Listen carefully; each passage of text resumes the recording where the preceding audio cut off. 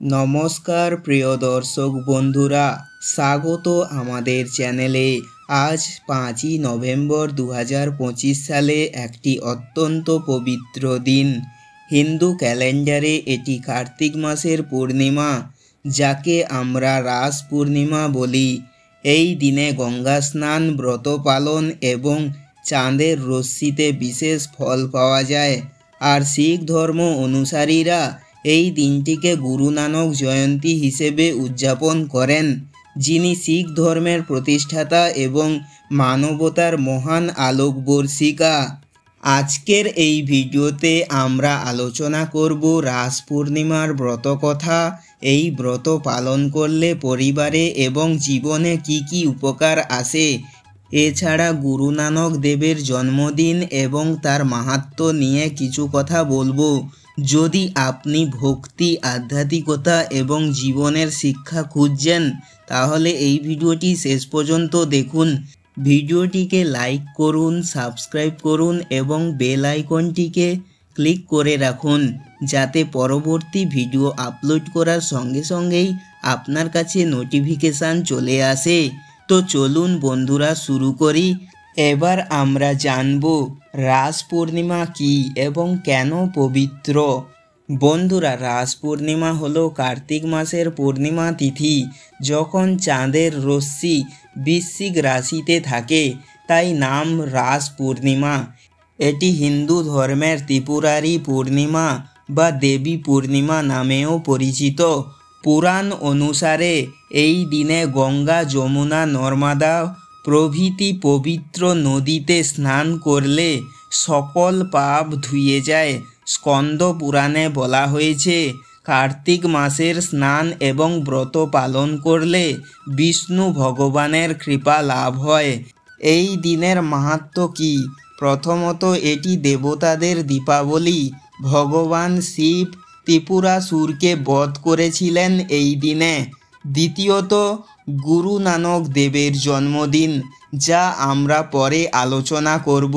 তৃতীয়ত, এটি ছুটির দিন, যখন পরিবার একত্রে ভক্তি করে। আজকাল অনেকে বাড়িতে থেকেই পূজা করেন। সকালে উঠে গঙ্গাজল দ্বারা স্নান, ফলাহার, ব্রত এবং সন্ধ্যায় চাঁদ দেখে আরতি। যদি আপনি এই দিন পালন করেন, তাহলে মন শান্ত হয়, জীবনে ইতিবাচক শক্তি আসে। চলুন এখন জানি ব্রত কিভাবে পালন করবেন। রাস পূর্ণিমার ব্রত পালনের বিধি। ব্রত পালন খুব সহজ, কিন্তু হৃদয় দিয়ে করতে হবে। শুনুন ধাপে ধাপে। সকালের প্রস্তুতি। ব্রহ্ম মুহূর্তে উঠুন, গঙ্গা জল বা পবিত্র জল দিয়ে স্নান করুন। পরণ করুন পরিষ্কার বস্ত্র, মন্ত্র জপ করুন। ওং নমো ভগবতে বাসুদেবায়, ওং নমো ভগবতে বাসুদেবায়, ওং নমো ভগবতে বাসুদেবায়। এই মন্ত্রটি আপনারা 3 বার জপ করবেন। ব্রতের নিয়ম। ফলাহার বা এক ভাজন দুধ, ফল, মিষ্টি খান। মাছ, মাংস, মদ নিষেধ। দিনভর সত্যবাদিতা, দানশীলতা পালন করুন। পূজার বিধি। সকালে বিষ্ণু বা গণেশের পূজা করুন। সন্ধ্যায় চাঁদ দেখে কৃপা প্রার্থনা করুন ভগবান বিষ্ণুর কাছে। গঙ্গা মাতার স্তব পড়ুন। দীপ দান করুন, এতে পিতৃদের তৃপ্তি হয়। দান। তিল, চাল, কাপড় দান করুন, বিশেষ করে গরিবকে খাবার দিন। এই ব্রত পালন করলে শুধু শারীরিক নয়, মানসিক শুদ্ধিও আসে। এখন আসল মজার অংশ, ব্রত কথা। এটি শুনলে মন ভরে যাবে। প্রিয় বন্ধুরা, এখন শুনুন রাস পূর্ণিমার একটি প্রাচীন ব্রত কথা। এটি স্কন্দ পুরাণ থেকে অনুপ্রাণিত, যা একজন দরিদ্র ব্রাহ্মণীর জীবনের মাধ্যমে শিক্ষা দেয়। কথা শুরু হয় অনেক দিন আগে, এক গ্রামে, যেখানে থাকতেন এক দরিদ্র ব্রাহ্মণ দম্পতি, স্বামী বিদ্যারাম এবং স্ত্রী সত্যবতী। বিদ্যারাম ছিলেন পণ্ডিত, এবং দরিদ্রের কারণে তার কোনো সন্তান লাভ করতে পারেননি। স্ত্রী সত্যবতী প্রতিদিন কাঁদতেন, হে ভগবান, আমাদের জীবনে আলো আনুন। একবার কার্তিক মাস এলো। গ্রামের বৃদ্ধা প্রতিবেশী বললেন, বেটি, রাস পূর্ণিমার ব্রত পালন করো, এতে বিষ্ণু ভগবান কৃপা করবেন। সত্যবতী সেই দিন থেকে কার্তিক মাসে স্নান শুরু করলেন। প্রতিদিন ভোরে উঠে নদীতে স্নান ফলাহার করতেন। কিন্তু রাস পূর্ণিমার দিন এলো। পূর্ণ চাঁদ উঠল বৃশ্চিক রাশিতে। সত্যবতী বাড়িতে একটি ছোট্ট পূজার আয়োজন করলেন। তিল, চাল, দীপ যা ছিল তাই দান করলেন। তারপর ব্রতকথা পড়তে শুরু করলেন। কিন্তু কথা চলুক আগে, এর মধ্যে এক ঘটনা ঘটল। স্বামী বিদ্যারাম বাইরে গিয়ে এক ধনী বণিকের সাথে ঝগড়া করলেন। বণিক রেগে গিয়ে বললেন, তোমার মতো দরিদ্রকে কে সাহায্য করবে? বিদ্যারাম হতাশ হয়ে ফিরলেন।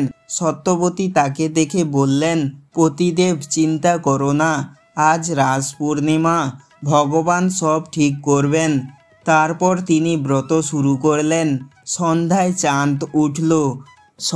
চাঁদ উঠল। সত্যবতী চাঁদকে অর্ঘ্য দিলেন এবং প্রার্থনা করলেন, হে চন্দ্রদেব, হে বিষ্ণু, আমাদের দরিদ্র দূর করুন, পরিবারে সুখ শান্তি আনুন। হঠাৎ এক আলোকরশ্মি দেখা গেল। সামনে এলেন এক সাধু, যিনি ছিলেন বিষ্ণুর অবতার। সাধু বললেন, বেটি, তোমার ভক্তি দেখে আমি এসেছি। তোমার ব্রতের ফলে তোমার স্বামীর জ্ঞান বাড়বে, দরিদ্র দূর হবে এবং একটি সন্তান লাভ হবে। সাধু চলে যাওয়ার পরদিন সকালে এক ধনী বণিক এলেন। তিনি বললেন, কালকের ঝগড়ার জন্য ক্ষমা চাই। তোমার পণ্ডিতের প্রশংসা শুনে আমি এসেছি তোমাকে আমার ব্যবসায় যোগ দেওয়ার জন্য। বিদ্যারাম যোগ দিলেন এবং কয়েক মাসের মধ্যেই তাদের সম্পদ বাড়ল। 1 বছর পর সত্যবতীর একটি সুস্থ পুত্র লাভ করলেন। গ্রামবাসী বলতে লাগলো, রাস পূর্ণিমার ব্রতের কৃপা। সেই থেকে এই কথা চলে আসছে। শিক্ষা কি? ভক্তি এবং ব্রতের শক্তি দরিদ্র দুঃখ সব দূর করে। যারা এই ব্রত পালন করে তাদের পরিবারে একতা আসে, সন্তান সুস্থ থাকে এবং এই কথা শুনে মনে ভক্তি জাগে, তাই না? রাস পূর্ণিমার ব্রত পালনের উপকার পরিবারে এবং জীবনে। এখন প্রশ্ন, এই ব্রত পালন করলে কি উপকার? পুরাণে বলা হয়েছে এটি সকল পাপ নাশ করে। বিস্তারিত বলি, পরিবারের উপকার, একতা এবং শান্তি। ব্রতের ফলে পরিবারের মধ্যে ঝগড়া কমে। যেমন কথায় দেখলেন, দম্পতির মধ্যে সম্পর্ক মজবুত হলো। সন্তান লাভ এবং স্বাস্থ্য নিষ্ঠার সাথে পালন করলে সন্তান সুস্থ থাকে। দাম্পত্য জীবন সুখী হয়। ধন সম্পদ দানের ফলে সমৃদ্ধি আসে। ব্যবসা বাড়ে, আয় বৃদ্ধি পায়। সাধারণ উপকার, আধ্যাত্মিক মোক্ষের পথ সহজ হয়। চন্দ্রদেবের কৃপায় মনের অশান্তি দূর হয়। শারীরিক, স্নান এবং উপবাস শরীর শুদ্ধ করে, ইমিউনিটি বাড়ায়। সামাজিক, দান করে সমাজে শান্তি ছড়ান। জ্যোতিষশাস্ত্রে বলা হয়, বৃশ্চিক রাশির পূর্ণিমায় ব্রত পালন করলে মঙ্গল গ্রহ শান্ত হয়। তাই আজ থেকে শুরু করুন। আজ গুরু নানক জয়ন্তীর মাহাত্ম্য এবং শিক্ষা। প্রিয় বন্ধুরা, রাস পূর্ণিমার এই পবিত্র দিনটি শিখ ভাইদের জন্য গুরু নানক দেবের জন্মদিন। 1469 সালে এই কার্তিক পূর্ণিমায় তালোয়ান্ডি গ্রামে, বর্তমান নানাকানা সাহিব গ্রামে জন্মগ্রহণ করেন গুরু নানক। তিনি ছিলেন এক মহান সাধক, যিনি ধর্মের সীমানা ছুঁয়ে সকল মানুষকে এক করেছিলেন। গুরু নানকের মাহাত্ম্য, তার শিক্ষা ছিল সরল। এক আনকার সৎ নাম, অর্থাৎ এক পরমাত্মা, সত্যের নাম। তিনি বলতেন, ধর্ম মানুষকে মানুষের সেবায় আনবে, না যে বিভেদ সৃষ্টি করবে। তার ত্রিপদা, নাম জপ, প্রার্থনা, কিরত করো, কর্ম, বন্ধ চক, সেবা আজও জীবনে মূল মন্ত্র। আজকের গুরুর দিনে কি করবেন?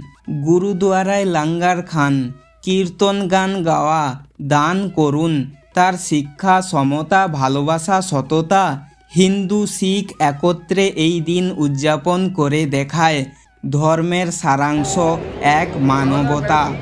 গুরু নানকের জীবন আমাদের শেখায় জীবন ছোট্ট, তাই সেবায় কাটান। এই দিনে তাকে স্মরণ করে আমরা সকলে এক হই। বন্ধুরা, আজকের এই পবিত্র দিনে রাস পূর্ণিমার ব্রত কথা, উপকার এবং গুরু নানকের মাহাত্ম্য শুনে মনে শান্তি পেলেন তো? এই দিন পালন করে জীবন আলোকিত করুন।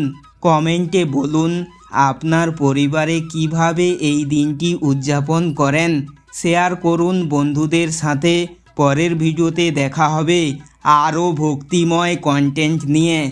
ধন্যবাদ। জয় শ্রীরাম। ওয়াই গুরুজি কি খালসা, ওয়াই গুরুজি কি ফতেহ। জয় শ্রীকৃষ্ণ। সবাই ভালো থাকুন, সুস্থ থাকুন। রাধে রাধে। ধন্যবাদ।